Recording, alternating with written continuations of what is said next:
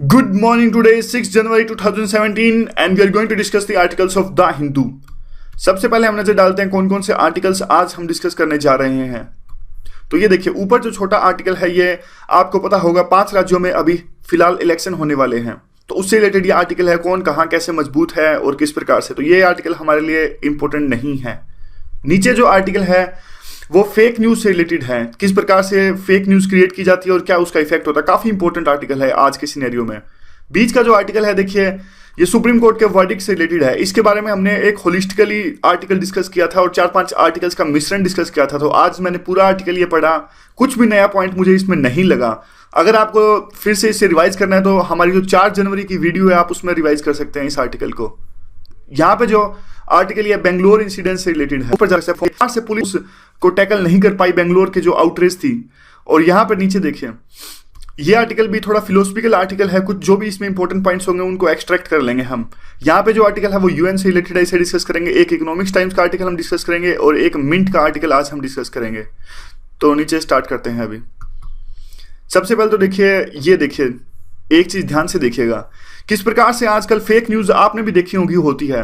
हुआ क्या, पाकिस्तान के डिफेंस मिनिस्टर ने एक ट्वीट पढ़ा जिसमें उन्होंने पढ़ा कि इजराइल ने धमकी दी है पाकिस्तान को, अगर पाकिस्तान ने अपनी ट्रूप्स सीरिया के अंदर में भेजी तो हम न्यूक्लियर अटैक कर देंगे पाकिस्तान के ऊपर में। पाकिस्तान के डिफेंस मिनिस्टर ने इस न्यूज को सच माना ट्विटर पर और उन्होंने कमेंट भी दे दिया इजराइल के इस बयान पर। जो भी फेक न्यूज को शेयर किया गया था उस पर अपना कमेंट दे दिया कि इजराइल भूल रहा है कि हमारे पास भी न्यूक्लियर वेपन्स हैं। तो आप देख लीजिए कितना बड़ा ये इश्यू हो गया। बाद में पता लगा वो फेक न्यूज थी। फेक न्यूज आपने इंडिया में भी देखा होगा। 2000 का जब नोट आया किस तरह से एक पूरी खबर फैल गई आग की तरह कि 2000 के नोट में एक चिप लगी हुई है, नैनो चिप और जीपीएस चिप। पता लग जाएगा कि अगर कोई ब्लैक मनी जमा करता है कि कहां कहां छुपा के रख रखा है। तो इसमें truth era fake news creation has put the serious challenges, discuss also how it is linked to the muzzling of freedom of speech and expression. कि किस प्रकार से आज की इस इरा में जो फेक न्यूज है वो एक तरह से सीरियस चैलेंज कर रही है और किस प्रकार से ये जुड़ी हुई है freedom of speech and expression से, अभिव्यक्ति की जो आजादी है उससे। तो इसमें डिस्कस कर लेते हैं क्या क्या दिया। देखिए एग्जांपल्स, 2 एग्जांपल्स तो हमने डिस्कस किए, जीपीएस में चिप का होना, पाकिस्तान के डिफेंस मिनिस्टर का रिप्लाई करना। और तीसरा जो एग्जांपल है देखिए, तीसरा जो एग्जांपल है कि एक अमेरिका में क्या हुआ। अमेरिका में एक रेस्टोरेंट ओनर के बारे में, पिज्जा रेस्टोरेंट ओनर के बारे में एक फेक न्यूज शेयर की गई कि उसने एक तरह से जो सिंडिकेट बना रखा है चाइल्ड अब्यूज का, उससे तंग होकर, उससे फ्रस्ट्रेट होकर एक जो मेल मेंबर थे उन्होंने गन लेके अटैक कर दिया उस रेस्टोरेंट पर। बाद में पता लगा कि उन्होंने एक फेक न्यूज पर बिलीव किया और फ्रस्ट्रेट होकर उन पर अटैक किया। तो इस प्रकार से देखिए कितने रिपरकशंस हैं इनके और कौन कौन से सीरियस प्रॉब्लम्स ये हो क्यों रही है। देखिए आजकल देखिए हर एक के पास में आज मतलब ऑलमोस्ट बहुत सारे जो इंटरनेट कनेक्शंस हैं अवेलेबल हैं। सबके पास में ऑलमोस्ट जो शहरों में रहते हैं उनके पास में इंटरनेट का फोन है। सोशल मीडिया की जो प्रेजेंस है वो बहुत ज़्यादा है और इस सोशल मीडिया की वजह से आजकल हर कोई कंटेंट जनरेटर बन गया है। वैसे भी एक पॉइंट अगर हम और जोड़े तो वो भी जोड़ सकते हैं, रिलायंस जियो का सिम आने के बाद में तो वैसे भी आजकल हर एक के पास में इंटरनेट की फैसिलिटी है। दूसरा जो देखिए यहाँ पर पॉइंट है रियल टाइम न्यूज़। जो ये एंटरटेनमेंट की जो इंडस्ट्रीज या फिर न्यूज की इंडस्ट्री है इसमें बहुत ज्यादा कंपटीशन चल रहा है व्यूज के लिए। तो इसी प्रकार से कई बार ये ऑथेंटिसिटी चेक नहीं करते, पहले ही न्यूज शेयर कर देते हैं, ऑथेंटिसिटी इसकी चेक नहीं की जाती। एक आपने वो देखा होगा, दिल्ली के सीएम ने एक ट्वीट शेयर किया था जिसमें उन्होंने कहा था कि डिमोनेटाइजेशन के बाद में इस व्यक्ति की मौत हो गई। और ये देखिए बाद में यह पता लगा था कि जो दिल्ली के सीएम ने वो शेयर किया था वो डिमोनेटाइजेशन के बाद में उनकी मौत नहीं हुई थी, बल्कि वो बैंक लूटने आए थे और बाद में पुलिस ने जब उनको चारों तरफ से घेर लिया इसलिए उन्होंने आत्महत्या कर ली। तो आप देखिए रिपरकशंस बहुत ज्यादा हैं। और अब आजकल देखिए फेसबुक जैसे प्लेटफॉर्म्स है तो न्यूज फैलती बहुत जल्दी है, तो इस प्रकार से भी इसलिए ये फेक न्यूज की दिक्कतें आ रही हैं। तो इसके लिए जो फेक न्यूज है इंपैक्ट क्या क्या हो सकता है। इंपैक्ट देखिए इसका real and potential far reaching इसका इंपैक्ट है और एक तरह से कंफ्यूजन क्रिएट करता है करंट अफेयर्स को लेके, लोगों में भ्रांतियां फैलाता है, लोग गलत बात को सच मानने लगते हैं। आप यूएस के इलेक्शंस में देख लीजिए, यूएस के इलेक्शंस में ट्रंप को जिताने में ऐसा आरोप लगा कि फेक न्यूज का बहुत बड़ा रोल है। और अब तो यूरोप में कुछ कंट्रीज में अभी इन दिनों इलेक्शन होने वाले हैं तो वहां भी एक तरह से अलार्म बेल है इसके लिए कि जो फेक न्यूज है वो हमारे देश में भी इलेक्शंस पर इंपैक्ट डालेंगे। तो इसके लिए वो क्या कर रहे हैं, इसके लिए जैसे जर्मनी ने कहा है कि हम 5 लाख जो यूरो है इसका फाइन लगाएंगे फेसबुक पर अगर वो फेक न्यूज को शेयर करता है। और इटालियन जो रेगुलेटर है उन्होंने कहा कि यूरोपियन कंट्रीज को साथ आना चाहिए और एक एजेंसी बनानी चाहिए फेक न्यूज को काउंटर करने के लिए। आगे आता है, देखिए डेंजर क्या हो सकता है। डेंजर इसका इसलिए सबसे ज्यादा है क्योंकि अगर फेक न्यूज को काउंटर करने लगेंगे हम, तो ऐसा आरोप लगेगा हम पर कि हम freedom of speech and expression को काउंटर कर रहे हैं। तो फेक न्यूज का सबसे बड़ा ड्रॉबैक है वो ये है कि ये मिक्स हो जाती है freedom of speech and expression के साथ में। कल को गवर्नमेंट कोई भी कर्ब कर सकती है फेक न्यूज के नाम पे। गवर्नमेंट कहेगी कि ये फेक न्यूज थी, इस तरह से सोसाइटी को इससे नुकसान हो रहा है। और वे फॉरवर्ड क्या है, देखिए रेगुलेशन तो चाहिए, और सबसे अच्छा तो यह होगा कि अगर रेगुलेशन खुद से ही आए, अंदर से आए, और सोशल मीडिया और जो न्यूज ऑर्गेनाइजेशन है उनको अपने आप को रेगुलेट करना चाहिए अलग अलग लेवल्स पर। और सबसे जो ज्यादा जरूरी है वो उनका इंटरनल एडिटोरियल और जो एडवर्टाइजिंग स्टैंडर्ड्स हैं वो सबसे ज्यादा रिगरस होने चाहिए। इंडस्ट्री वाइड यानी सब पूरी की पूरी जो न्यूज इंडस्ट्री है और सोशल मीडिया की जो इंडस्ट्री है, इनको एक तरह से सब मिलके एक मेजर्स अपनाने चाहिए, ताकि ये जो मेजर्स ये अपनाए, जो चार्टर ये अपनाए, वहां उसको ये एडहर करें, उसको अपनाएं, और जो भी अगर इसको वायलेशन होता है तो उस पर फाइन इंपोज किया जाए उन ऑर्गेनाइजेशंस पर। और सबसे देखिए पांचवा जो पॉइंट है वो इंपॉर्टेंट पॉइंट है। सबसे पहले तो फेक न्यूज को डिफाइन करना बहुत जरूरी है कि फेक न्यूज एक्चुअली होती क्या है। फेक न्यूज के दायरे में अगर इसको डिफाइन नहीं करेंगे तो कल को इसके नाम पे गवर्नमेंट कर्ब कर सकती है और कुछ भी देखिए इस पर आरोप लग सकते हैं। इसलिए फेक न्यूज को डिफाइन करना बहुत जरूरी है। और जो न्यूज और सोशल मीडिया कंपनीज हैं उनके ऊपर भी एक मोरल रिस्पॉन्सिबिलिटी है कि वो भी एक तरह से डेलिब्रेट करें, और जो भी ये जो फैक्ट्स का गलत ढंग से रिप्रेजेंटेशन या मिस रिप्रेजेंटेशन आप इसे कह सकते हैं होता है, उस पर एक स्ट्रिक्ट एक्शंस लें और उन यूजर्स को बैन कर दें जो ये लोग करते हैं। इस तरह से एक एक्टिव अप्रोच अपनानी पड़ेगी जो news and social media companies हैं इनको। तो ये सॉल्यूशंस हम लिख सकते हैं। देखिए ये तो वैसे ये जो सारी चीजें थी वो तो एक आर्टिकल में दी गई थी। वैसे बहुत इसके नुकसान हम बहुत लिख सकते हैं। इनके नुकसान हम वो लिख सकते हैं, आपको याद होगा कि जो नॉर्थ ईस्ट के खिलाफ में जो राइट्स हुए थे बेंगलोर में, किस तरह से फेक न्यूज का यूज था उसमें। और इवन जो ISIS है वो भी यूज करती है फेक न्यूज का, मोफ इमेजेस यानी इमेजेस को फोटोशॉप में उल्टा सुल्टा काट कर और उसे यूज किया जाना किसी पर्टिकुलर धर्म के खिलाफ में या फिर आइडियोलॉजी के लिए उसे यूज करना, इसके थ्रू वो रिक्रूटमेंट करते हैं। तो इसलिए फेक न्यूज का जो इम्पैक्ट है वो बहुत ज्यादा हर सेक्टर में, सोसाइटी में है, कल्चर में है, इकोनॉमी में इसका बहुत बड़ा, किसी कंपनीज को, कॉर्पोरेट ग्रुप्स को मेलिन करने के लिए, उनकी इमेज खराब करने के लिए, और इलेक्शन में तो आपने देखा है ही है। तो होलिस्टिकली ये काफी बड़ा इशू है। वैसे अगला जो इशू है देखिए वो बेंगलोर से रिलेटेड है। बेंगलोर इंसिडेंट्स में पुलिस की क्या भूमिका रही, ऐसी भूमिका क्या क्यों रही, और उसकी भूमिका में कैसे सुधार किया जा सकता है। तो इस तरह के जो पॉइंट्स हैं, अलग कल से अलग पॉइंट्स हैं इसके, थोड़े पुलिस पर ज्यादा फोकस है आज। यूटिलिटी क्या है, police is failing to curb the modern era writing, why are the issues involved in the state policing, what are the issues involved in the state policing, what solutions would you like to give for it। तो देखिए police आजकल क्या है, अपने week साबित हो रही है जो राइट्स वगैरह होती है या फिर जो मोलेस्टेशन के चार्जेस लगते हैं या फिर भीड़ को कंट्रोल करने में। तो क्यों ऐसी कौन से ऐसे इश्यूज हैं पुलिसिंग में और आप क्या सोल्यूशन देना चाहोगे उनके लिए। पेपर 2 का इंपॉर्टेंट क्वेश्चन बनता है और पेपर 4 में भी कुछ ना कुछ इस पर आ सकता है एथिक्स में। तो देख लेते हैं इसमें। देखिए स्टेट पुलिस जो है वो फेल हो रही है। ये सिर्फ कर्नाटका का एग्जांपल नहीं है, कोलकाता में भी ऐसा हुआ और कर्नाटका में पहले भी जब कावेरी रिवर डिस्प्यूट पर राइट्स हुए थे तमिलियन के खिलाफ में कर्नाटका में, उस टाइम भी जो कर्नाटका की पुलिस थी वो असफल रही थी। तो क्यों रहती है पुलिस ये असफल? पहले तो इसके 4-5 जो पॉइंट्स हैं वो इंपॉर्टेंट है। एक तो जो पुलिस है वो देखिए पुलिस कंप्लेसेंट हो जाती है, इनसेंसिटिव या अपनी रिस्पॉन्सिबिलिटी शेड कर देती है। एग्जाम्पल देते हैं कैसे, ये कहते हैं देखिए बेंगलोर का इंसिडेंस आप देख लीजिए। बेंगलोर में 1500 पुलिसमैन डिप्लॉय किए गए थे जो न्यूक्लियर के सेलिब्रेशंस थे उनको मॉनिटर करने के लिए। लेकिन ये कहते हैं कि देखिए अब जो सारे के सारे 2 लाख लोग सड़कों पर आ गए, आप ये एक्सक्यूज नहीं दे सकते। एक्सक्यूज क्यों नहीं दे सकते? क्योंकि आपकी इंटेलिजेंस होनी चाहिए थी। दोपहर तक, शाम तक तो आपको पता लग गया था ना कि आपके 1500 आदमी नहीं हैंडल कर पाएंगे। तब आपको एक तरह से फ्लेक्सिबल अप्रोच अपनानी चाहिए थी। शाम तक आपको पता लग गया था तो आप री इन्फोर्समेंट के लिए आपको कहना चाहिए था अपने सीनियर ऑफिशियल्स को। देखिए ये चीजें होती हैं जब कई बार हम बोलते हैं कि हर एक बंदे के लिए पुलिस नहीं लगा सकते, हर एक चीज के लिए हम इस तरह की बात बिल्कुल नहीं लिख सकते। कल को हमें सिक्योरिटी प्रोवाइड करनी है लोगों को, तो ऐसी बातें नॉर्मली अच्छी लगती हैं कहने के लिए, लिखने के लिए बिल्कुल भी नहीं लिख सकते वैसी बातें। पुलिस जो है रिलेक्टेंट, देखिए पुलिस जो है रिलेक्टेंट थी फोर्स का यूज करने के लिए। उनके पास में सिर्फ लाठियां थी, जैसे बेंगलोर का इंसिडेंस था। जब उनको पता था सिचुएशन आउट ऑफ कंट्रोल हो रही है तो फिर उन्होंने एक तरह से जो फिर भी वो मिल्ड फोर्स यानी एक तरह से ज्यादा ढंग से उसको टैकल नहीं किया। जैसे आप वो हवाई फायरिंग कर सकते थे या फिर फोर्स यूज कर सकते थे, लेकिन वो ऐसा करते नहीं है। क्यों? क्योंकि परमिशन लेनी पड़ती है ऊपर से, ऊपर वाले परमिशन देते नहीं है। वो सोचते हैं कि सिचुएशन ऐसे ही कंट्रोल हो जाएगी, अगर कुछ गलत सलत हो गया तो कल को हम पर आरोप लगेगा। अपोजिशन पार्टीज जैसे कि हर बात पर आरोप लगाती हैं कि रूरल पार्टीज पे कि आपने लोगों को लाठीचार्ज कर दिया, लोग इससे घायल हो गए। लेकिन जरूरत थी, इसी डर से क्या होता है, जब जरूरत होती है पुलिस तब भी फोर्स यूज नहीं करती। लीडरशिप डेफिसिट होता है। जैसे कि देखिए पुलिस के जो हायर ऑफिशियल्स होते हैं, जैसे कि डीजीपी, हर बात के लिए पूछते हैं सीएम से, हर बात के लिए पूछते हैं होम मिनिस्टर से, छोटी छोटी बात के लिए क्या करना चाहिए क्या नहीं करना चाहिए। बिल्कुल भी इनको पुलिस को इंडिपेंडेंस नहीं है, तो ये इंडिपेंडेंस होनी चाहिए। तो ये 4-5 इनके जो 3-4 इंपॉर्टेंट पॉइंट्स हैं। आगे क्या है, आगे देखिए कुछ सॉल्यूशंस दे रहे हैं ये। वैसे तो 3-4 सॉल्यूशन ये है, और काफी सारे सॉल्यूशंस जो है, एक प्रकाश सिंह कमेटी है पुलिस के बारे में, उसके भी हैं 2-3 उसके सॉल्यूशन। प्रकाश सिंह कमेटी के भी हम डिस्कस करेंगे। पुलिस जो है, पुलिस को देखिए ऑटोनॉमी देनी चाहिए, जैसे हमने अभी डिस्कस किया कि उनको थोड़ी सी इंडिपेंडेंस देनी चाहिए थी कि वो पॉलिटिक्स से हट के इश्यूज को टैकल कर सकें। और अब देखिए कर्नाटका में जैसे थोड़ा सा एग्जांपल है, कर्नाटका में इलेक्शन होने वाले हैं, तो कर्नाटका में इलेक्शन होने वाले हैं तो पुलिस वाले जो पुलिस के चीफ हैं वहां पे उनको डर लगता है कि अगर कुछ गलत हुआ तो कल को इलेक्शन होने वाले हैं, मेरी तो सस्पेंड कर देंगे या फिर ट्रांसफर कर दी जाएगी।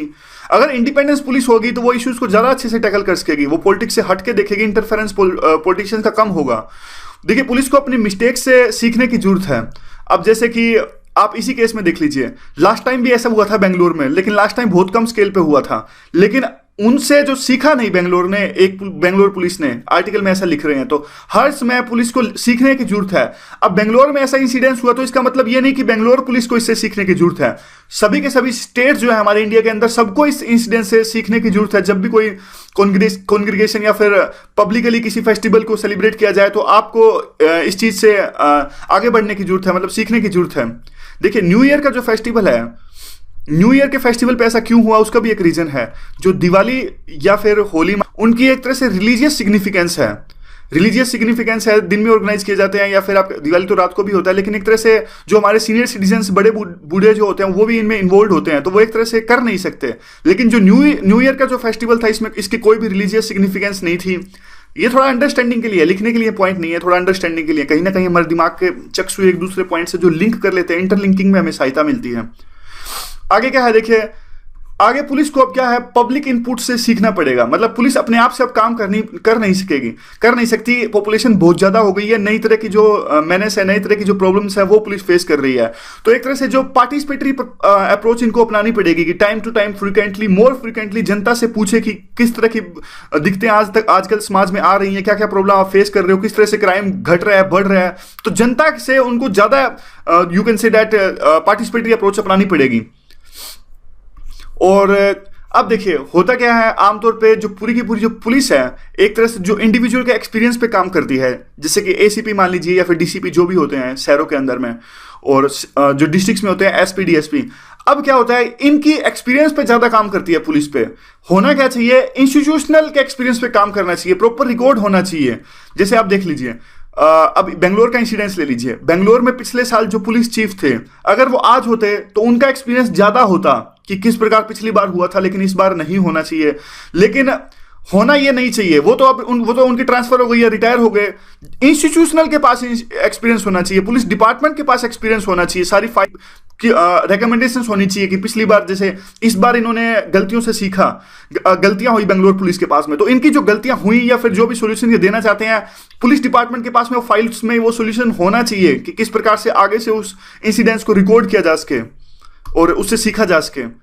वे फॉरवर्ड क्या है, वे फॉरवर्ड तो देखिए ये कहते हैं कि एक स्ट्रॉन्ग पब्लिक ओपिनियन होनी चाहिए, वही चेंज ला सकती है इस चीज के खिलाफ में। और बेंगलोर के जो सिटीजन्स हैं उनको आगे आना पड़ेगा कि अगर उनके साथ में कुछ भी गलत हुआ है तो वो सरकार पर प्रेशर डालें और सरकार को फोर्स करें एक्शन लेने के लिए, और उनको इस ओकेजन पे ऊपर उठ के आना पड़ेगा। वो एग्जांपल देते हैं फिर दिल्ली में, दिल्ली गैंगरेप केस में जनता एक तरह से आ गई थी, इंडिया गेट पर आ गई थी और सरकार को फोर्स किया गया था, और उसी का नतीजा था कि ये जो ये था वुमन के लिए जो लॉ थे काफी सख्त हो गए थे, और सेक्सुअल असॉल्ट जो वुमन पर होता है उसके खिलाफ जो लॉज थे काफी स्ट्रिंजेंट हो गए थे। ट्रेनिंग जो है, देखिए ट्रेनिंग देना पुलिस को एक हद तक देखिए ठीक है, लेकिन ये मॉडरेटली हेल्प करेगा, ज्यादा हेल्प ये कर नहीं सकता। और जो सबसे बड़ा सोल्यूशन ये लास्ट में देते हैं वो कहते हैं कि डे टू डे इंटरेक्शन होनी चाहिए जो पुलिस की हायर अथॉरिटीज है उनके बीच में भी, और जो लोकल लोकल मतलब छोटे जो पुलिसमैन होते हैं और लोकल बीट पुलिसमैन जिसे आप कहते हैं, जो लोकल एरिया में घूमते हैं, उनके पास में सबसे ज़्यादा इंफॉर्मेशन होती है, सबसे ज़्यादा इंटेलिजेंस होती है, लेकिन उनकी इंटेलिजेंस ऊपर हायर अथॉरिटीज तक पहुंच नहीं पाती। ये सबसे बड़ी प्रॉब्लम है, जो कम्युनिकेशन गैप है हायर अथॉरिटीज के बीच में और जो लोअर अथॉरिटीज हैं पुलिस के, उनके बीच में। तो ये सारा का सारा आर्टिकल है, काफी इंपॉर्टेंट आर्टिकल, इसे यूज कर सकते हैं काफी पॉइंट्स। एक प्रकाश सिंह की कमेटी थे, 3-4 पॉइंट हम उसके भी जल्दी से डिस्कस कर लेते हैं। प्रकाश सिंह की कमेटी क्या कहती है? देखिए, प्रकाश सिंह की कमेटी कहती है एक तो जो लॉ एंड ऑर्डर है और इन्वेस्टिगेशन है, पुलिस के दोनों काम अलग अलग होने चाहिए। मतलब जो पुलिस का डिपार्टमेंट इन्वेस्टिगेशन करता है वो बिल्कुल अलग होना चाहिए लॉ एंड ऑर्डर से। दोनों मिक्स हो जाते हैं, इसलिए बर्डन आ जाता है इन पे। एक कहते हैं कि जो पुलिस चीफ है उनकी नियुक्ति, पुलिस चीफ की नियुक्ति फिक्स टेन्योर होना चाहिए इनका, ऐसे नहीं कि जब मर्जी चाहे इनको हटा दो। तीसरा जो पॉइंट था वो ये कहते थे प्रकाश सिंह, वो कहते थे कि देखिए एक बोर्ड होना चाहिए, यानी पुलिस चीफ की नियुक्ति कौन करे उसके लिए एक बोर्ड होना चाहिए। और पुलिसमैन भी काफी तरह की मुसीबतों का सामना करना पड़ता है पुलिसमैन को, इसलिए वो कई बार के उन पर आरोप लगता है कि उन्होंने ये गलत काम कर दिया। इसलिए क्या होता है, पुलिसमैन की दिक्कतों को सोल्व करने के लिए एक ग्रीवेंस रिड्रेसल मैकेनिज्म होना चाहिए, और ये जनता के लिए भी ऐसा होना चाहिए। मतलब जनता के लिए अगर पुलिस को कुछ दिखते हैं तो उनके लिए ग्रीवेंस जो रिड्रेसल मैकेनिज्म है, और पुलिसमैन को भी जो दिखते हैं उनके लिए भी। बस ये 4-5 जो पॉइंट्स थे वो इंपॉर्टेंट आप लिख सकते हो प्रकाश सिंह की कमेटी में, कि पॉलिटिकल इंटरफेरेंस कम से कम होना चाहिए। और आगे क्या है, आगे देखिए अगला आर्टिकल है, और उसमें पेडागोजी है। जिसमें पेडागोजी क्या होता है, देखिए ये होता है एक थ्योरी ऑफ प्रैक्टिस के, एजुकेशन को कैसे डिलीवर किया जाता है या फिर एजुकेशन को कैसे प्रीच किया जाता है, कैसे सिखाया जाता है, उससे रिलेटेड ही होती है पेडागोजी। और अब देखिए क्वेश्चन पूछते हैं शुरू में तो आर्टिकल में, ये प्रायोरिटी ऑफ पेडागोजी है वो पीस के लिए कितनी है 21वीं शताब्दी में, और क्या देखिए क्या कल्चर्स और फिलोसफीज हैं जो स्कूल में हमें सिखाई जाती हैं और यूनिवर्सिटीज़ हैं, क्या वो जो वार या कन्फ्लिक्ट्स हैं इसको रोक पाई हैं? नहीं रोक पाई, क्योंकि वार और कन्फ्लिक्ट्स तो अभी भी जारी हैं। और जो एजुकेशन है पीस के लिए जो एजुकेशन और पीस है कितनी प्रायोरिटी है यूनिवर्सिटीज़ और कॉलेजेस में, और जो फाइनली जो एजुकेशन है कैसे हमें हेल्प करती है एक शांतिपूर्वक जीवन जीने के लिए या फिर पीसफुल लाइफ जीने के लिए। देखिए काफ़ी कॉम्प्लेक्स आर्टिकल है, फिर भी कुछ भी जो भी इसमें इंपॉर्टेंट पॉइंट्स हैं वो एक्सट्रैक्ट करके डिस्कस करते हैं। ये कहते हैं कि एजुकेशन जो है वो एक एथिकल एंटरप्राइजेज है, और एजुकेशन सिर्फ एक वे ऑफ बीइंग नहीं है, एक ये आर्ट ऑफ बिकमिंग है, और एजुकेशन एक कंटिन्यूस लर्निंग प्रोसेस है। और इसलिए जो एजुकेशन में है एक तरह से ऑटोनमी होनी चाहिए, क्योंकि ये नोबिलिटी ऑफ स्पिरिट होनी चाहिए, और ये जो है दोनों प्राइमरी और इंटेलेक्चुअल वर्च्यूज हैं। काफ़ी कॉम्प्लेक्स आर्टिकल है ये, थोड़ा बहुत जो भी आपको इंपॉर्टेंट लगता है वो आप अपने आंसर्स में यूज कर लेना। वैसे होलिस्टिकली ना तो इस पर कोई ऐसा क्वेश्चन बनता है, फिलोसफिकल आर्टिकल ये है। तो aim of education aim of education सिर्फ ये नहीं है कि एकेडमिक परस्यूट हासिल करना, कि ज्ञान हासिल करना। जो एजुकेशन का जो पर्पस है वो है मोरल विजडम हासिल करना, मोरल विजडम। कल बेंगलोर का ही हम डिस्कस कर रहे थे कि एजुकेशन होने से कुछ नहीं होता, मेंटलिटी अच्छी होनी चाहिए, विचार अच्छे होने चाहिए, एक अच्छा इंसान होना जरूरी है, ना कि एक डिग्री होना। इंपॉर्टेंट क्या है, कोट है, एक कोट का यूज कर सकते हैं आप ऐसे के अंदर में, इमैनुअल कांट का ये कोट है कि there must be the aim of education must be the moralisation of man. कई बार क्या है वैल्यू एजुकेशन पे ऐसे आ जाता है, 2015 में ऐसे आया था कि एजुकेशन की वैल्यूज को लेके, तो उसमें इस तरह के कोट काफी इंपॉर्टेंट हो जाते हैं कि must be the moralisation of man. और देखिए टीचर्स और एजुकेटर्स हैं, फिर वो कुछ इसकी कमियां निकालते हैं एजुकेशन की। टीचर्स और एजुकेशन है वो वैल्यूज को सिखाते हैं, जैसे कि फेयरनेस, कंपैशन, ट्रूथ, फ्रीडम, ये सब सिखाते हैं, लेकिन वो खुद ही कन्फ्रंट करते हैं, वो खुद ही इनको प्रीच नहीं कर पाते जब वो ये क्लासरूम में ये सब ट्रांसमिट कर रहे होते हैं।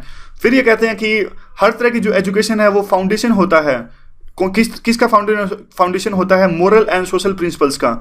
और ये कहते हैं फिर जो पीस यानी शांति लाना, और देखिए जो आज क्या है, आज के समाज में जो रीजनल कन्फ्लिक्ट्स हैं, ग्लोबल कन्फ्लिक्ट्स हैं, ये सब चीज़ें हम पॉलिटिकल लीडर्स पर नहीं छोड़ सकते। तो क्या जरूरी है आज के टाइम में? आज के टाइम में पॉलिटिकल गवर्नेंस तो जरूरी है, लेकिन सिर्फ ये शांति नहीं स्थापित करता। तो जरूरत है आज के टाइम में मोरल लीडरशिप की जरूरत है शांति स्थापित करने के लिए। और हमें massive pedagogical enterprise as a mode of cultivation of humanity. तो हमें जरूरत है आज के टाइम में कि पेडागोजी यानी जो इस तरह की एजुकेशन होनी चाहिए, इस तरह की एजुकेशन को हमें देना चाहिए जिससे कि ह्यूमैनिटी है, मानवता है, उसको कल्टीवेट किया जा सके। तो एजुकेशन सिर्फ ये नहीं है कि फैक्ट्स को सीखा जा सके, एजुकेशन ये है कि सही और बुरे की हमें पहचान हो, इस तरह की एजुकेशन होनी चाहिए। तो देखिए एसेंस क्रक्स है जो मैंने आपको बता दिया, बाकी आर्टिकल था वो ऐसा ही था। थोड़ा आगे डिस्कस करते हैं क्या है।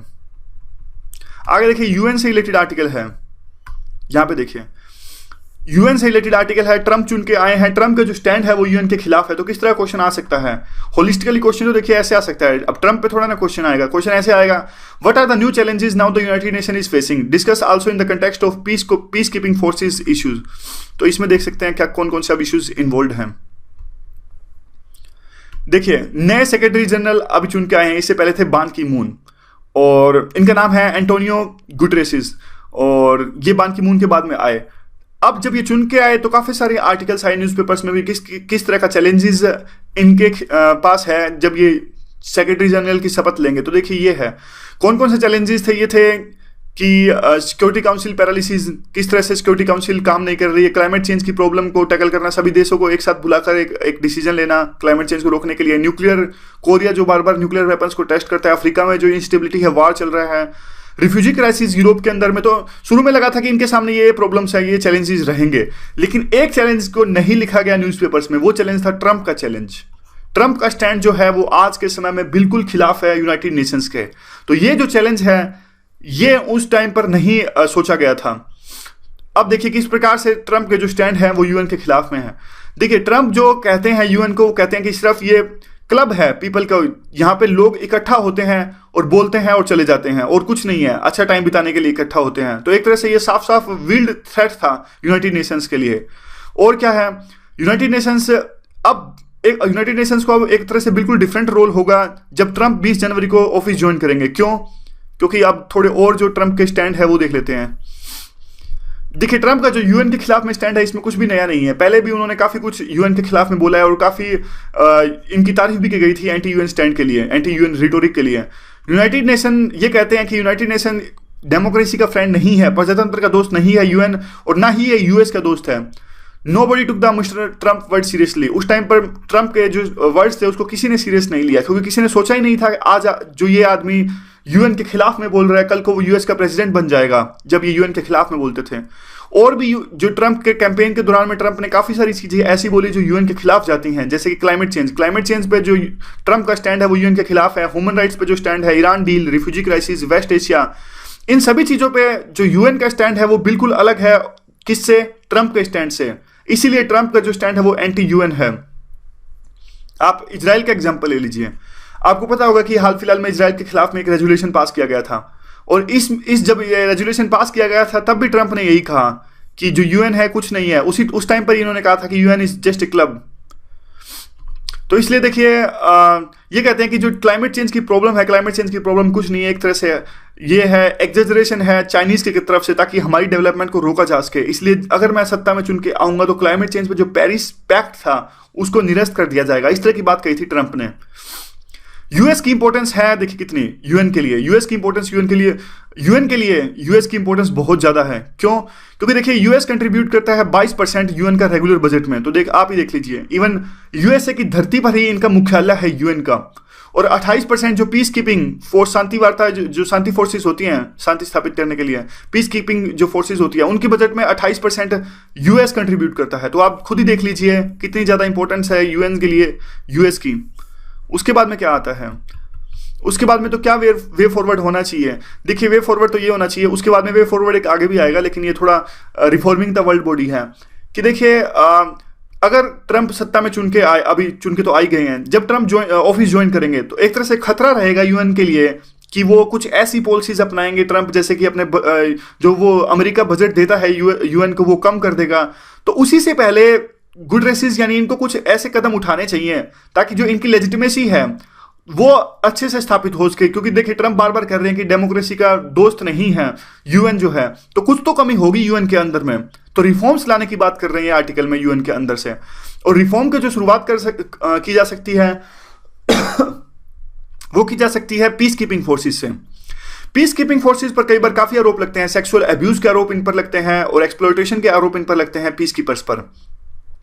और सिर्फ एक यही आरोप इन पर नहीं लगते, और भी जैसे काफी इशू इन्वॉल्व हैं पीस कीपिंग फोर्सेस में।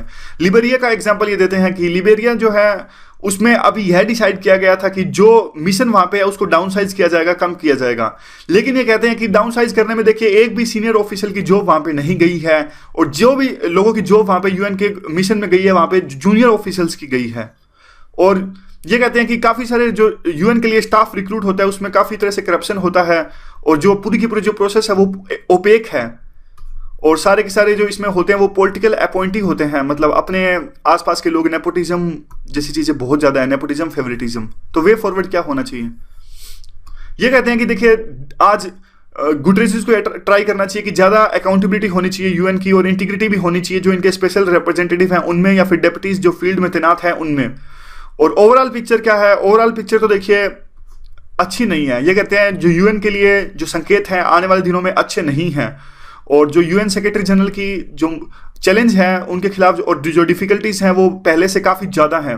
हमारे जो शशि थरूर हैं वो एक बात सजेस्ट करते हैं, और उनकी बात को कोट किया गया इस आर्टिकल में। वो कहते हैं कि डायलॉग होना चाहिए। अभी को जो प्रेसिडेंट हैं और सेक्रेटरी ऑफ स्टेट हैं, जो यूएस के प्रेसिडेंट यानी आप कह सकते हो ट्रंप, और जो उन्होंने सेक्रेटरी ऑफ स्टेट अपॉइंट किया है, उनके साथ में बातचीत होनी चाहिए जो यूएन के सेक्रेटरी जनरल हैं गुटरेसिस के, ताकि जो डिफरेंसेस हैं उनको सुलझाया जा सके, या फिर कम्युनिकेशन गैप है अभी यूएस के बीच में और यूएन के बीच में उसको दूर किया जा सके। तो इस तरह की बात है। तो देखिए ये तो सिर्फ आर्टिकल के पॉइंट्स हैं। जो क्वेश्चन था वो होलिस्टिकली था। इस तरह का क्वेश्चन आया तो सिर्फ आप एक डायमेंशन मत देखना। इन्होंने कवर किया सिर्फ एक डायमेंशन, इन्होंने कवर की जो पीस कीपिंग की डायमेंशन है, पीस कीपिंग की डायमेंशन इन्होंने कवर करी। लेकिन और बहुत सारे जो डायमेंशन है यूएन में इश्यूज की बात को आके है, तो किस प्रकार से जो वीटो है वो सिर्फ 5 कंट्रीज के पास में है, और जो परमानेंट सीट का जो एक्सपेंशन है वो भी नहीं हो रहा है, पीस कीपिंग फोर्सेज में कोई बजट नहीं देता, और यूएन किस प्रकार से जो बड़े बड़े जो इश्यूज हैं आतंकवाद के इशू पर, जैसे हमने कल परसों डिस्कस किया कि टेररिज्म के मुद्दे पर सहमति नहीं बना पा रहा है। तो अलग अलग जो है आप उन पर डायमेंशंस कवर कीजिएगा। आप कहिएगा कि जैसे अफ्रीका में इतने सारे जो वार चलते हैं या फिर खाने की दिक्कतें आ रही हैं, तो यूएन उन पर भी एक लेवल के बाद में काम नहीं कर पा रहा है। तो हर डायमेंशन पे काम करने की कोशिश कीजिएगा होलिस्टिकली। कई बार क्या होता है, आर्टिकल आता है सिर्फ एक मुद्दे पर आर्टिकल आता है, तो थोड़ा सा हम इसका नुकसान भी हो जाता है कभी कभी। क्यों? क्योंकि जो हमारी सोच है कई बार वो उसी आर्टिकल पर लिमिट हो जाती है। हमने सोचा कि इस आर्टिकल में जो आया वही लिखना आंसर में, नहीं, आर्टिकल में से सिर्फ हमें पॉइंट्स एक्सट्रैक्ट करने हैं और उन पॉइंट्स को एक होलिस्टिकली व्यू में यूज करना है। तो आर्टिकल्स में सिर्फ आप सीमित मत रहना कभी भी। जब तब कोशिश करेंगे हम पूरा होलिस्टिकली व्यू ही लेने की कोशिश करेंगे। आगे जो इंपॉर्टेंट आर्टिकल है ये फूड से रिलेटेड है, इकोनॉमिक्स टाइम्स का ये आर्टिकल है। यहां पे देखिए काफी फूड वेस्ट हो जाता है, उससे रिलेटेड ये आर्टिकल है। ये देखिए ये आर्टिकल है किस प्रकार से ये जो फूड वेस्टेज है, वैसे तो देखिए ग्लोबल फेनोमेनन है और पूरे काफ़ी कंट्रीज में इस तरह की दिक्कतें आती हैं, लेकिन हम इस चीज़ को फूड वेस्टेज को अफोर्ड नहीं कर सकते। कितनी आप कह सकते हैं कि हंगर इंडेक्स में हमारा जो स्थान है 118वां है, 97 है 118 देशों में से, 97 याद रखिएगा। अच्छा आप एक आंसर क्वेश्चन का आंसर दीजिए कि ग्लोबल हंगर इंडेक्स जो है वो कौन जारी करता है, कौन सा इंस्टीट्यूशन या फिर जो है गवर्नमेंट जो भी है कौन जारी करता है ग्लोबल हंगर इंडेक्स को। तो देखिए ये कहते हैं कि हमें जो फूड वेस्टेज की जो प्रॉब्लम है उसको मिनिमाइज करना चाहिए और इसको प्रायोरिटी के तौर पर देखना चाहिए। और FAO जो है यूनाइटेड नेशंस की फूड एंड एग्रीकल्चर ऑर्गेनाइजेशन, याद रखिएगा FAO है जो यूनाइटेड नेशन का पार्ट है, पता ही होगा वैसे तो आपको। ये कहते हैं देखिए 1/3 जो है फूड वेस्टेज जो है वो इतने में से, यानी जितना फूड प्रोड्यूस होता है पूरे वर्ल्ड के अंदर में उतना उसमें से 1/3 वेस्ट हो जाता है या लॉस्ट हो जाता है या फिर वेस्ट हो जाता है। और उसके बाद में पोस्ट हार्वेस्ट जो लॉसेज है, अगर हम इंडिया में देखें तो यानी हार्वेस्टिंग की फसल की हार्वेस्टिंग के बाद में जो लॉसेस होते हैं वो बहुत ज़्यादा होते हैं। और अगर इसको बचाया जाए तो किसान इसको अपने कंजम्पशन के लिए यूज़ कर सकते हैं या फिर सेल के लिए यूज़ कर सकते हैं। और इससे जो हमारी हंगर की जो प्रॉब्लम है या फिर मालन्यूट्रिशन की प्रॉब्लम है उसको दूर किया जा सकता है। उसके बाद में आता है कि देखिए अगर फूड वेस्ट होता है तो उससे इन्वायरमेंट को भी बहुत नुकसान पहुंचता है, क्योंकि फूड ऐसे ही नहीं प्रोड्यूस होता है। फूड को अगर वेस्टेज होती है तो उससे लैंड का वेस्टेज होता है और इवन जो एमिशंस होते हैं फूड को पैदा करने में, और जो ग्लोबल हाउसेस की जो गैसेस प्रोड्यूस होती है जब हम खेती करते हैं, तो ये सब दिखते हैं, इन्वायरमेंटल को भी काफ़ी नुकसान होता है। उसके बाद में आता है कि देखिए हमारे देश में फूड को बचाने के लिए सबसे ज़्यादा जो जोर दिया जाता है वो स्टोरेज पे दिया जाता है, और स्टोरेज में ही सबसे ज़्यादा दिक्कतें आती हैं। तो इसलिए हमें जोर देना चाहिए कि जो फार्मर्स जो फसलें उगाते हैं वो डायरेक्टली पहुंच जाएं खेत से कंज्यूमर के घर तक।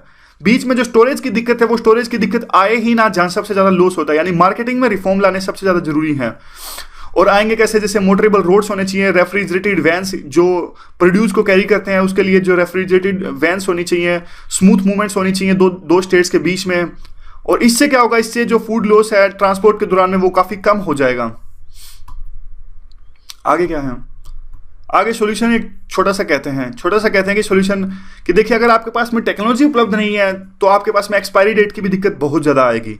एक्सपायरी डेट की दिक्कत जैसे जो अभी प्रोड्यूस है या फिर जो प्रोडक्ट्स हैं दूर दराज के एरिया तक फैले हुए हैं, कई बार समय लग जाता है उनके बिकने में, दुकानदारों यानी रिटेलर्स उनको बेच नहीं पाते। तो अब सॉल्यूशन क्या होना चाहिए कि इस तरह की पैकेजिंग होनी चाहिए। आपको याद होगा द हिंदू में हमने एक पैकेजिंग इंडस्ट्री का एग्जाम्पल डिस्कस किया था, किस तरह से सेल्फ लाइफ में नहीं, उसमें भी उनकी काफ़ी बढ़ोतरी होगी।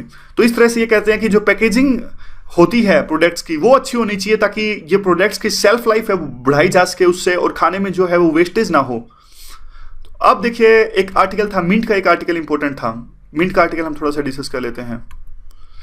ये आर्टिकल था, देखिए, डिमोनेटाइजेशन और ब्लैक मनी से रिलेटेड। तो 4-5 इसमें पॉइंट्स इंपॉर्टेंट है। ये कहते हैं कि ब्लैक मनी यानी काले धन को रोकने के लिए जो सरकार का फोकस अभी है, जो ब्लैक मनी से धन जमा किया गया उस पर ज्यादा है, यानी एक्मुलेशन ऑफ मनी की गई है, जो यानी ब्लैक मनी से जो लोगों ने धन कमा लिया है, सरकार का जोर ज्यादा है। जबकि सरकार को फोकस करना चाहिए किस चीज पर, जो इवेजन ऑफ टैक्सेस यानी टैक्स को जो अवॉइड करते हैं लोग, उस पे हैं।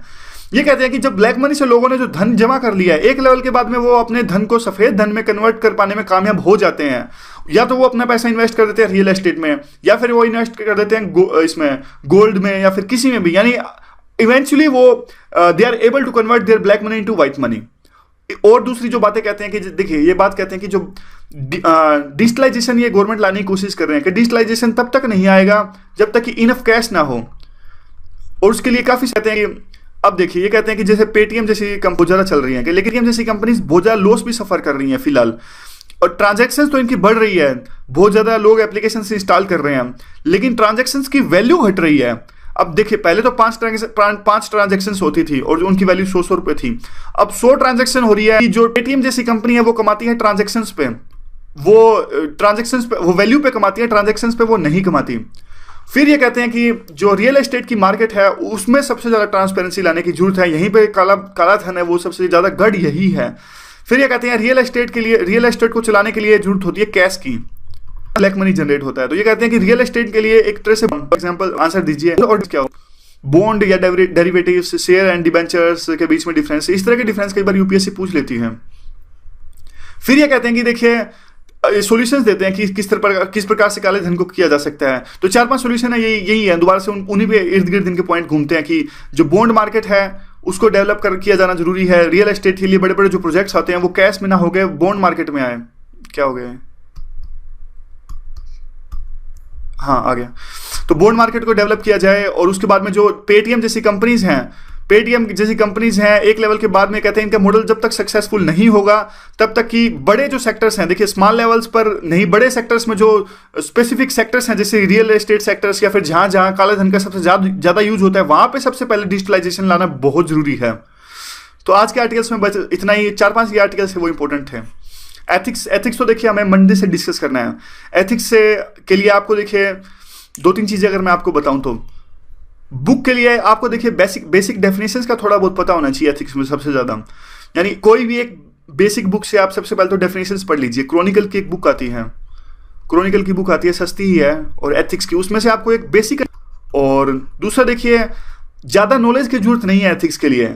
नॉलेज मतलब कि आप एथिकल होने चाहिए, और आप एग्जाम्पल दे सकें अच्छे से, लिखने की आपकी जो पावर है वो अच्छी होनी चाहिए। इसका मतलब ये नहीं कि आपको एथिक्स के बारे में बहुत ज़्यादा नॉलेज होनी चाहिए, एथिक्स के बारे में बहुत ज़्यादा नॉलेज की आवश्यकता नहीं है। अब देखिए मैं एग्जाम्पल देता हूँ कैसे, मोरालिटी क्या होता है, एथिक्स क्या होता है। अब देखिए, ऐसा नहीं है कि इसके बारे में आपको बहुत ज़्यादा रिसर्च कर रखी हो आपने कि मोरालिटी कब आई थी, कैसे आई थी और कैसे होता है। नहीं, इन सब चीज़ों के बारे में जरूरत नहीं है। वो हमारे आंसर्स में क्या देखते हैं, वो हमारे आंसर्स में बिल्कुल जनरल बातें, बिल्कुल जो प्रैक्टिकल एग्जाम्पल्स हैं वो देखते हैं। प्रैक्टिकल एग्जाम्पल्स कैसे, जैसे मैं आपको इस चीज़ का थोड़ा सा एग्जाम्पल देता हूँ। इसका एग्जाम्पल देखिए, यहाँ से देखिए, अच्छा एग्जाम्पल इसका मिलेगा। अब इन्वायरमेंटल एथिक्स की बात आए, इन्वायरमेंटल एथिक्स की बात आए तो आपको इसमें जार्गन्स नहीं लिखने हैं कि इन्वायरमेंटल एथिक्स है। इन्वायरमेंटल एथिक्स के बारे में आए तो सिर्फ आपको इतना लिखना है कि इन्वायरमेंट को ध्यान में रखते हुए जो चीज़ हम ऐसी चीज़ें हमें अपनाते हैं अपनी लाइफ में जिससे इन्वायरमेंट को नुकसान ना पहुंचे और सस्टेनेबल डेवलपमेंट रहे। बिल्कुल सिंपल चीज़। और इसके लिए अगर वो पूछे कि आप क्या करते हो तो आप बता दो कि सिंपली बता दो कि मैं पॉलिथीन नहीं लेता, जब भी मैं जाता हूँ मार्केट में चीज़ें खरीदने, I don't use the polythenes. तो इस तरह की आप बताओगे तो उनको पता लग जाएगा कि आप एथिकल हैं। बस बिल्कुल प्रैक्टिकल और जनरल एग्जांपल्स। एम्पैथी क्या होती है, आप अपने एग्जांपल दीजिए। सिंपैथी क्या होती है, एम्पैथी, सिंपैथी और कंपैशन के बीच में डिफरेंस क्या है, इसके देखिए 4 के पर जो एथिक्स है वो एक दिन में नहीं किया जा सकता, क्योंकि जो पर्सनल एग्जांपल्स हैं वो सोचे जाएंगे डेली अगर हम थोड़ा थोड़ा डिस्कस करेंगे।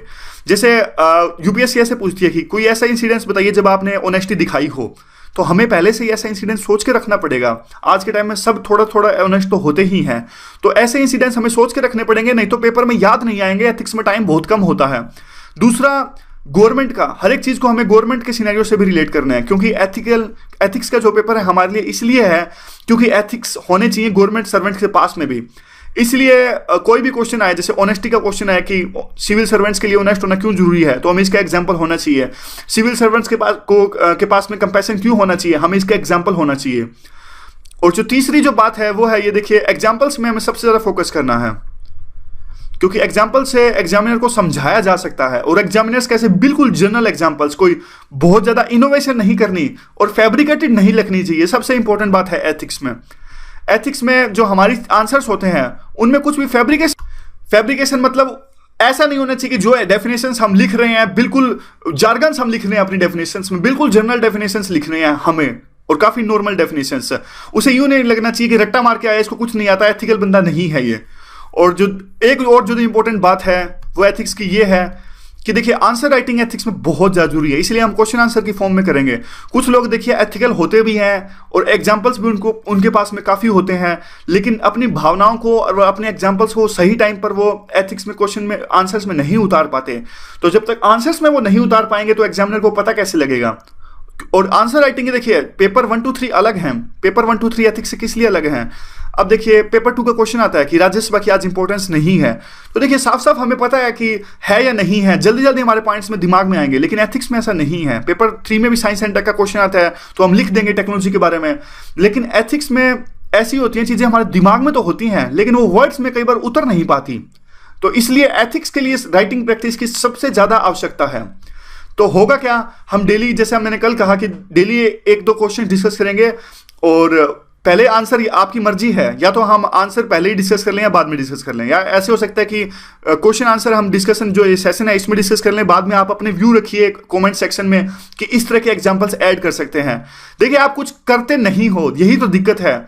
मैंने कई बार आपसे रिक्वेस्ट करी कि आप थैंक यू मत कहिए। 200 कमेंट आएंगे तो 160 तो थैंक यू पर होएगा। क्या मतलब थैंक यू का करूंगा क्या मैं? आप अगर कुछ डिस्कशन में कुछ ना कुछ कंट्रीब्यूट करोगे तो फायदा होगा, एथिक्स में भी फायदा होगा। खैर छोड़िए। सो आज के डिस्कशन में बस इतना ही। Thank you very much for discussion.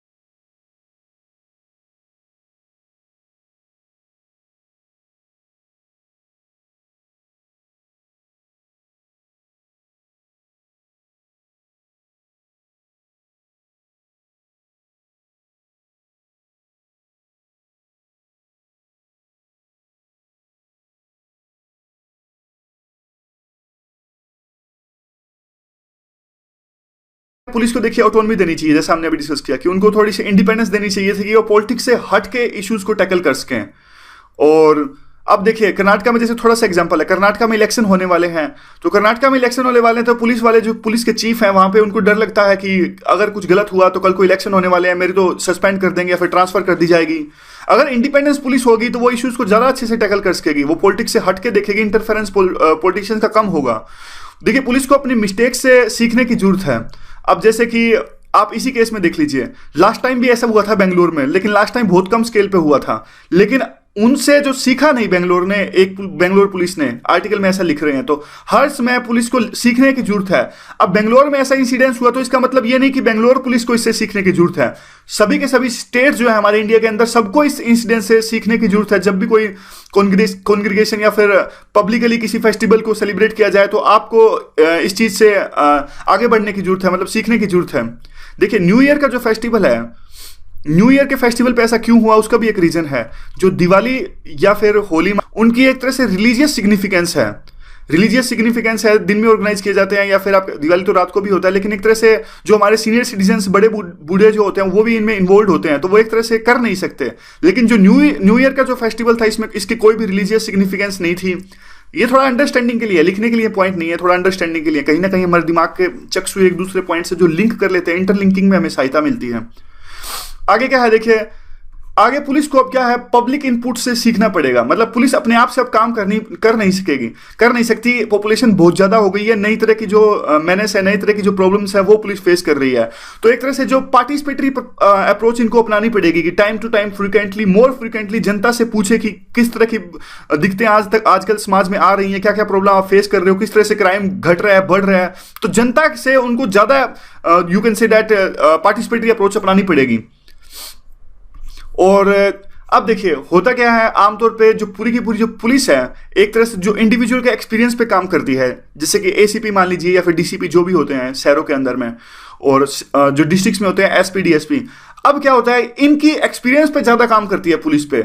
होना क्या चाहिए, इंस्टीट्यूशनल के एक्सपीरियंस पे काम करना चाहिए, प्रॉपर रिकॉर्ड होना चाहिए। जैसे आप देख लीजिए, अब बेंगलोर का इंसिडेंस ले लीजिए। बेंगलोर में पिछले साल जो पुलिस चीफ थे, अगर वो आज होते तो उनका एक्सपीरियंस ज्यादा होता कि किस प्रकार पिछली बार हुआ था, लेकिन इस बार नहीं होना चाहिए। लेकिन होना ये नहीं चाहिए, वो तो उनकी ट्रांसफर हो गई है, रिटायर हो गए। Institutional. Good morning, today 6 January 2017 and we are going to discuss the articles of the Hindu. सबसे पहले हम नजर डालते हैं कौन कौन से आर्टिकल्स आज हम डिस्कस करने जा रहे हैं। तो ये देखिए, ऊपर जो छोटा आर्टिकल है, ये आपको पता होगा 5 राज्यों में अभी फिलहाल इलेक्शन होने वाले हैं, तो उससे रिलेटेड ये आर्टिकल है, कौन कहां कैसे मजबूत है और किस प्रकार से। तो ये आर्टिकल हमारे लिए इंपॉर्टेंट नहीं है। नीचे जो आर्टिकल है वो फेक न्यूज से रिलेटेड है, किस प्रकार से फेक न्यूज क्रिएट की जाती है और क्या उसका इफेक्ट होता है। काफी इंपॉर्टेंट आर्टिकल है आज के सिनेरियो में। बीच का जो आर्टिकल है, देखिए, ये सुप्रीम कोर्ट के वर्डिक्ट से रिलेटेड है। इसके बारे में हमने एक होलिस्टिकली आर्टिकल डिस्कस किया था और 4-5 आर्टिकल्स का मिश्रण डिस्कस किया था। तो आज मैंने पूरा आर्टिकल ये पढ़ा, कुछ भी नया पॉइंट मुझे इसमें नहीं लगा। अगर आपको फिर से इसे रिवाइज करना है तो हमारी जो 4 जनवरी की वीडियो है, आप उसमें रिवाइज कर सकते हैं इस आर्टिकल को। यहाँ पे जो आर्टिकल ये बेंगलोर इंसिडेंट से रिलेटेड है, ऊपर जाकर से पुलिस को टैकल नहीं कर पाई बेंगलोर के जो आउटरेज थी। और यहाँ पर नीचे देखिए, ये आर्टिकल भी थोड़ा फिलोसफिकल आर्टिकल है, कुछ जो भी इसमें इंपॉर्टेंट पॉइंट्स होंगे उनको एक्सट्रैक्ट कर लेंगे हम। यहाँ पे जो आर्टिकल है वो यूएन से रिलेटेड है, इसे डिस्कस करेंगे। एक इकोनॉमिक्स टाइम्स का आर्टिकल हम डिस्कस करेंगे और एक मिंट का आर्टिकल आज हम डिस्कस करेंगे। तो नीचे स्टार्ट करते हैं अभी।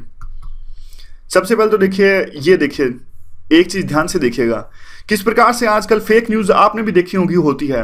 हुआ क्या, पाकिस्तान के डिफेंस मिनिस्टर ने एक ट्वीट पढ़ा, जिसमें उन्होंने पढ़ा कि इजराइल ने धमकी दी है पाकिस्तान को, अगर पाकिस्तान ने अपनी ट्रूप्स सीरिया के अंदर में भेजी तो हम न्यूक्लियर अटैक कर देंगे पाकिस्तान के ऊपर में। पाकिस्तान के डिफेंस मिनिस्टर ने इस न्यूज को सच माना ट्विटर पर, और उन्होंने कमेंट भी दे दिया इजराइल के इस बयान पर, जो भी फेक न्यूज को शेयर किया गया था उस पर अपना कमेंट दे दिया कि इजराइल भूल रहा है कि हमारे पास भी न्यूक्लियर वेपन्स हैं। तो आप देख लीजिए कितना बड़ा ये इश्यू हो गया। बाद में पता लगा वो फेक न्यूज थी।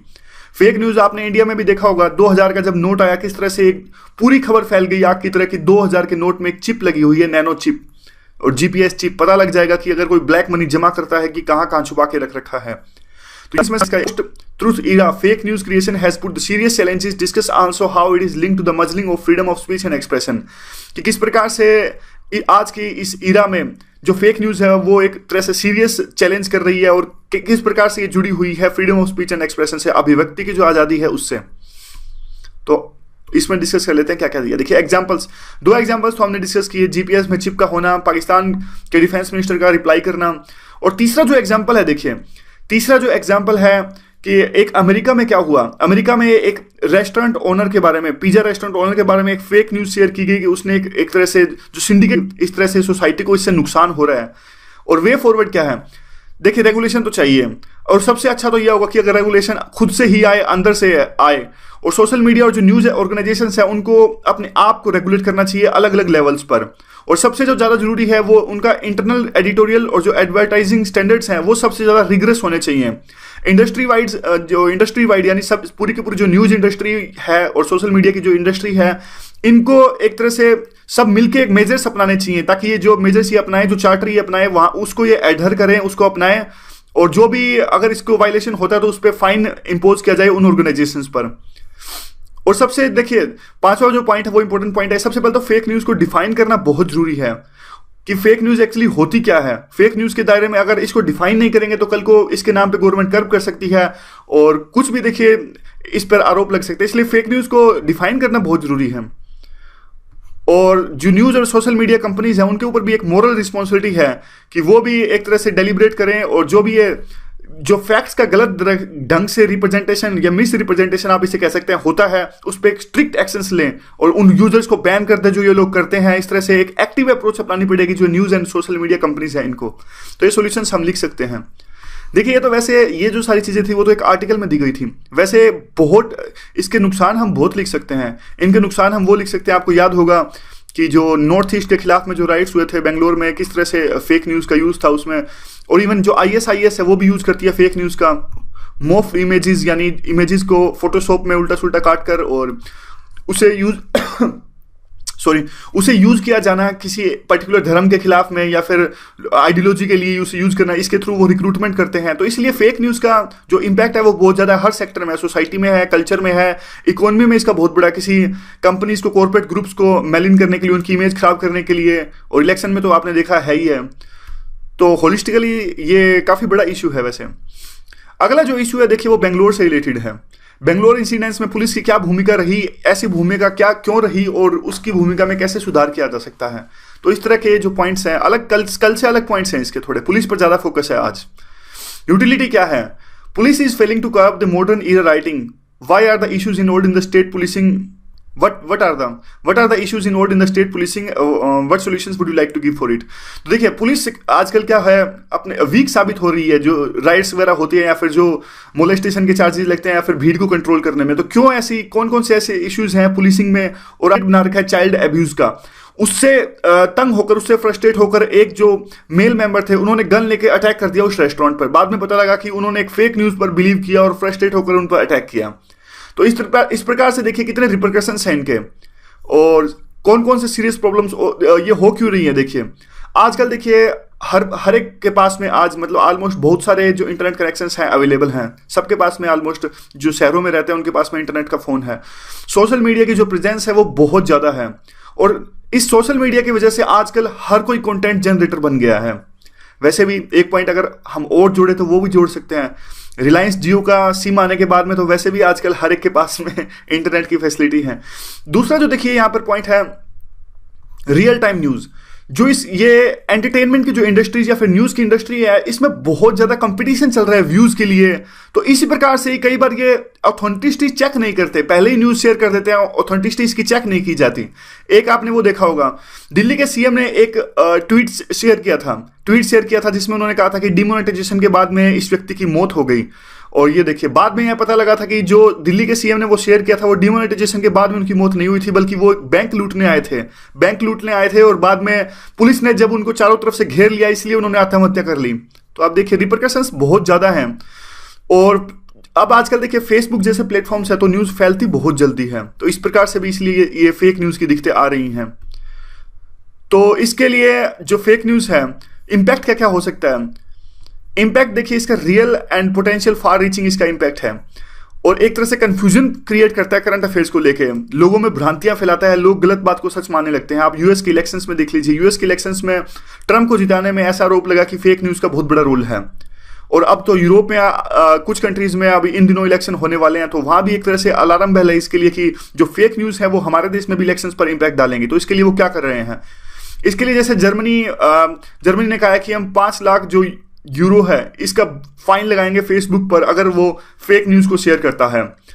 और इटालियन जो रेगुलेटर है उन्होंने कहा कि यूरोपियन कंट्रीज को साथ आना चाहिए और एक एजेंसी बनानी चाहिए फेक न्यूज़ को काउंटर करने के लिए।